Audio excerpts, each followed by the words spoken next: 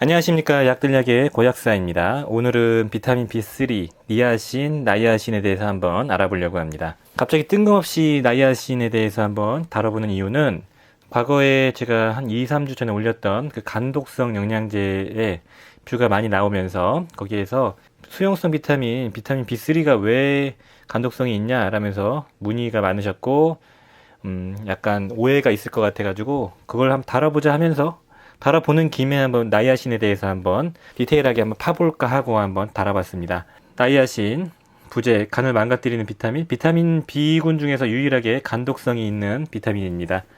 그걸 한번 차례차례 한번 봐볼게요. 나이아신이 뭔가 일단은 많이 아시는 비타민 B3이고요.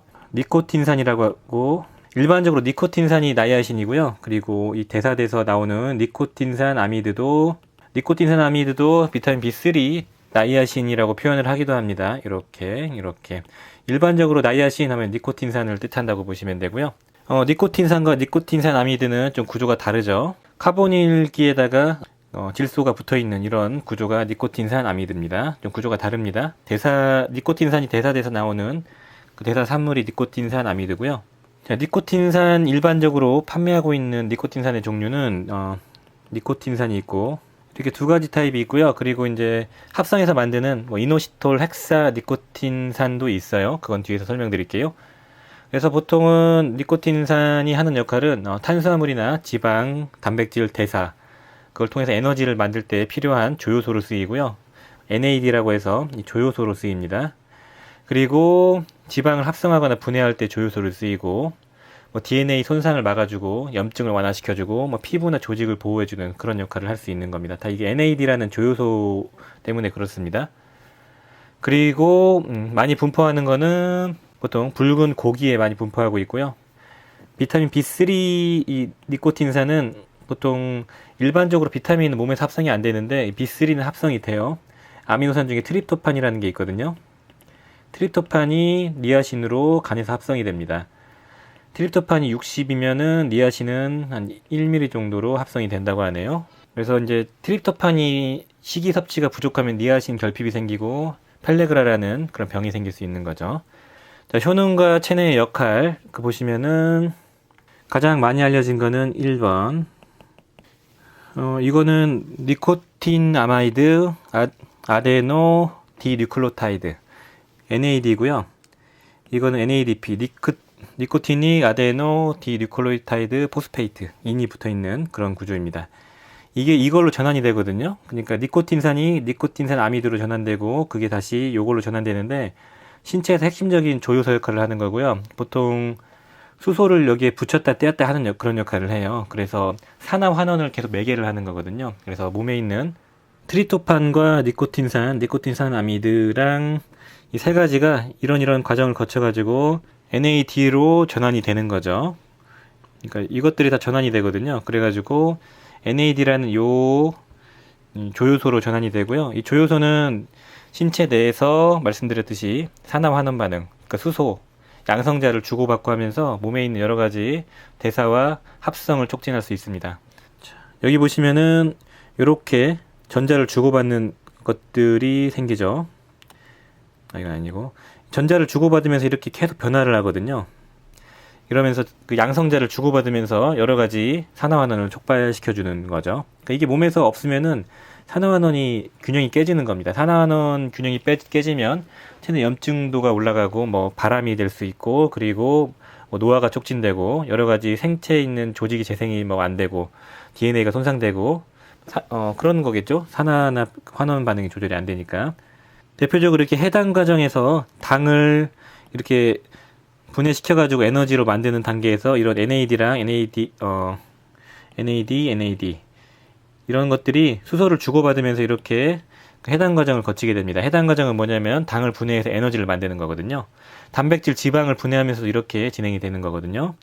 그래서 효능과 역할은 NAD랑 NADP로 전환이 되면서 여러 가지 에너지를 만들고 체내 대사에 영향을 준다. 이렇게 봐주시면 되고요.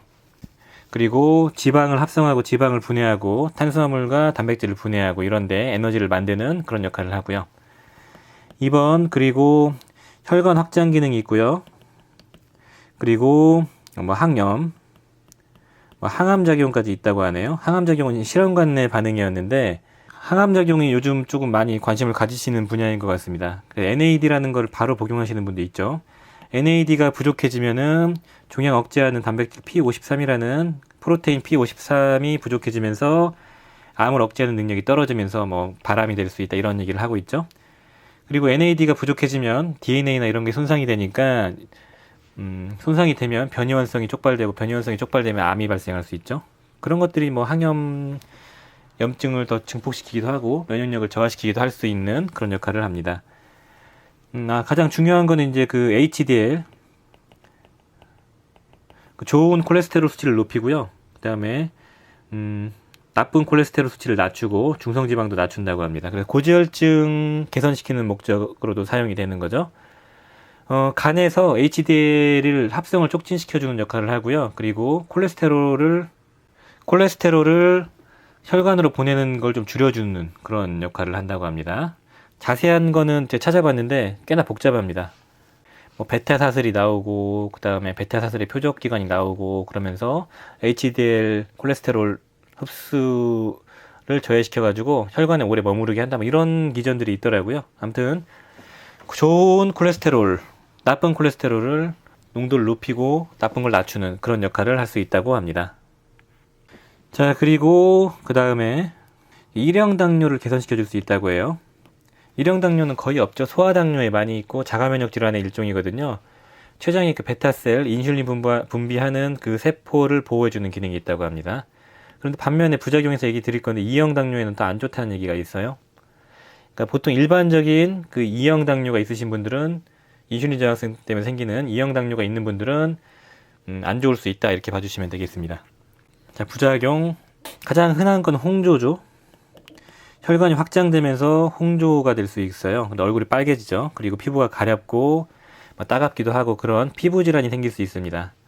그리고 뭐 소화기관, 메스꺼움, 뭐 설사, 구역, 가려움 이런 것들이 생길 수 있다고 하고요. 그리고 혈압이 떨어질 수도 있다고 합니다. 혈관 이완시켜주는 효과가 있거든요. 그리고 가장 부작용이 좀 우려가 되는 건 간 수치가 올라가는 거죠. 간 수치가 올라갈 수 있다고 하고요.